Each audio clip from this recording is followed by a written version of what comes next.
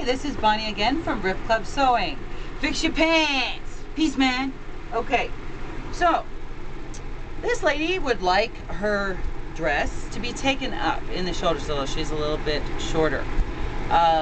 So here we've pinned her up and it's angled very nicely to fit her. And yes, we've got safety pins because we do a lot of work here and we don't want the pins to fall out. But if you're just doing it yourself, you can just pop some straight pins in there. Okay, and you want to make sure you do pins all the way across so you've got a good representation of how it hangs. Otherwise, slight differentiations in the hang can make it fit or not. So you really want to get those marks right before you do anything. Now make sure you can press the garment before, read the tag. This says no steam, low heat only, from the inside only. So we have a special plate on the iron. Plus I'm also going to use a pressing cloth just because of the nature of the fabric. Always read your labels. So what I want to do is I want to open up that seam like that, and I want to just give it a little press like that. Okay, I didn't have the steam on, that's just forced to have it, but I don't have it turned on. And I want to press that line in. That way I can see my pins, the holes of the pins will kind of press in and we can always press them back out again. But the pins themselves, the holes will show up, okay? Now if you can't press it at all, that's not a problem. I usually do both if I can, and I mark it with your chalk. Right across on both sides, on the inside of the garment. Okay? Alright, so effectively right there I have my matching marks of where this piece is going to match to here. Okay? So I'm going to do the other one.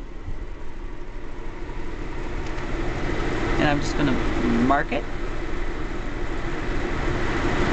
Mark it. And that little mark right there, I just want to make that straight. Doesn't matter that that's a little puckery, that's fine. Okay? So then I'm going to take my pins out. Okay? And I'm going to look at how it was constructed before. Okay? And I'm going to do the same thing. So now all I'm going to do effectively now, I'm not going to cut anything out of it, I'm going to set it up. So I'm going to cut these seams out a little bit lower so I can open it up and sew all the way across than where my stitch line is going to be.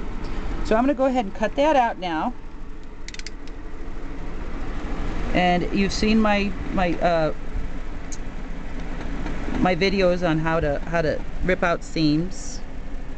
See, I'm running it underneath like that, you see? See how easy that is? You just want to make sure you tilt that knife towards the part that is less likely to cause you trouble if you do cut a little hole in it.